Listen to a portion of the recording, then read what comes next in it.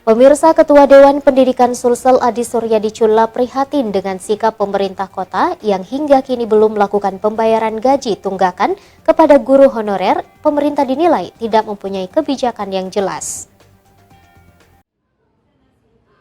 Nasib guru honorer di Kota Makassar dalam memperjuangkan haknya hingga kini masih tidak jelas. Bukan hanya soal jaminan masa depan, persoalan gaji honorer harusnya menjadi perhatian yang serius pemerintah. Selain gaji yang rendah, kerap kali gaji honorer guru biasanya mengalami tunggakan. Di Kota Makassar selama beberapa bulan terakhir, gaji guru honorer belum juga diberikan. Dewan Pendidikan Sulsel Adi Suryadi Chula mengungkapkan, pemerintah Kota Makassar dinilai tidak mempunyai daya dan kebijakan dalam memperjuangkan nasib para guru honorer.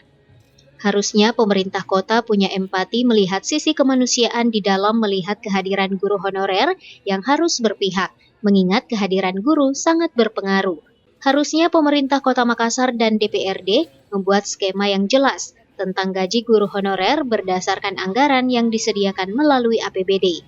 Maka dari itu, baik eksekutif maupun legislatif untuk mencari solusi agar bisa diselesaikan dengan cepat. Ya, saya kira pemerintah kota ini kelihatannya tidak memiliki skema ya yang jelas tentang gaji guru honorer berdasarkan anggaran ya yang disediakan melalui mungkin APBD. Tetapi jangan dibiarkan berlarut-larut, kan ini persoalan sebenarnya bukan persoalan baru tentang guru honorer ya, kan sudah bertahun-tahun sebelumnya ini kan sudah jadi sorotan publik, karena itu semestinya tidak perlu terjadi. Nah, karena itu yang seperti sekarang, karena itu maka kita berharap bahwa harus segera ya pemerintah kota Makassar, baik eksekutif maupun legislatif ya DPRD itu mencari solusi ya agar ini bisa diselesaikan ya secara cepat.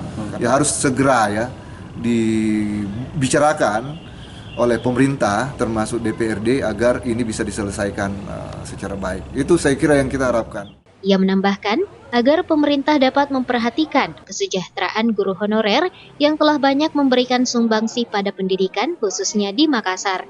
Ardi Jaho, Slebes TV.